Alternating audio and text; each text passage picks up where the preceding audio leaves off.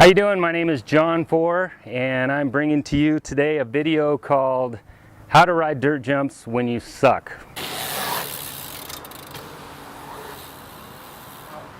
I'm 47 years old.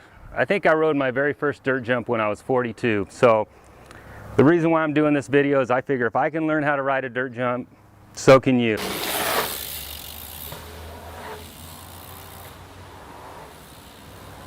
First rule for dirt jumping, bring a shovel. Never be afraid to do some hard work when you're at the dirt jumps. I have my very own custom shovel, thanks to a buddy of mine. I use a shovel often. I shovel just as much as I ride many times. And one of the things with dirt jumps, it's kind of an art form. So you never want to mess with someone else's takeoff or landing. If you're new to the dirt jumps, grab a shovel, just be willing to move dirt to help out, pack trash out of there, whatever you have to do. I personally ride the Sunday Wave C. It's a 24-inch bike. I like the 24-inch bike with the bigger wheels. You're able to maintain speed. It's a lot more forgiving. If you screw up, you're not going to go down as fast. The bigger wheels tend to carry your momentum better, and they're not quite as twitchy, so if you make a mistake, you're able to roll out of it a lot safer. You know, I tried riding hardtail mountain bikes. I tried riding 20-inch. I never felt comfortable and confident to be able to hit big jumps. And so this bike was the perfect bike for me. This bike is the best bike I've ever ridden, and thank you, Jim C, for creating this bike. One of the keys to riding dirt jumps is being able to maintain your speed and being able to ride smooth so you can hit one jump, hit the landing smooth, be able to pump through to the transition of the next jump, and being able to maintain your speed through the whole line. Now, one of the things I recommend is if you've never ridden dirt jumps before, hit the BMX track. I don't race BMX anymore. When I first started riding, I was 38 years old when I first got into BMX. I didn't hit my first dirt jump till I was 42, but I spent my first 3 years riding a BMX track. You learn how to maintain speed there. You learn how to hit rollers. And some of the best riders I know, at least the ones I really enjoy watching, are the guys that used to be BMX racers. Those are the guys that ride with the kind of style that you envy. All right, we're here at some trails. Love these trails. I've ridden them before. We've had a lot of rain lately, spent several hours digging, getting them ready to ride again. One of the things I like about this jump set is it has this easy line that I can just run through a few times, get warmed up, because sometimes I just like to know I still remember how to ride a bicycle.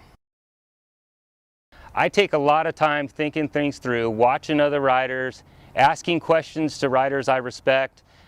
Sometimes a jump is easy to overjump, sometimes you really have to push through it to clear it. I like to know those things before I hit a jump.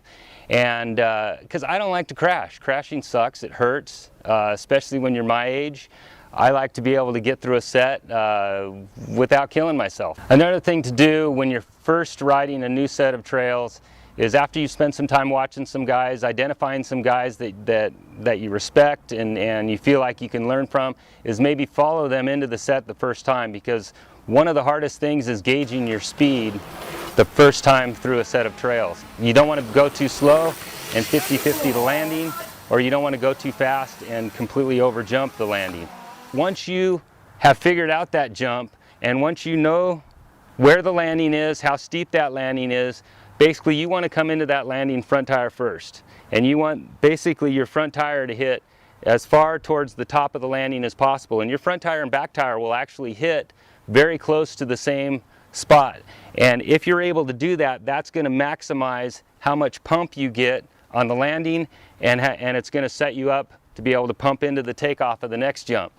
When I've spent the time looking at the jumps before, I know which way I'm going to turn out. If I don't hit a landing clean, I know I need to turn out before I hit the next one. One way you turn out, you might go into a ditch. The other way might be a nice clean way to roll out. When it comes to coming up short on a jump, I think that's what scares people most, is leaving the ground, you're clearing a gap, and next thing you know, maybe your front tire is going to clear.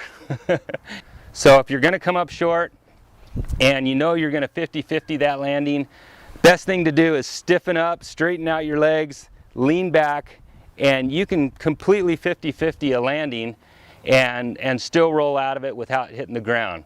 Now if you do that, make sure you grab a shovel and fix whatever you screwed up on the landing.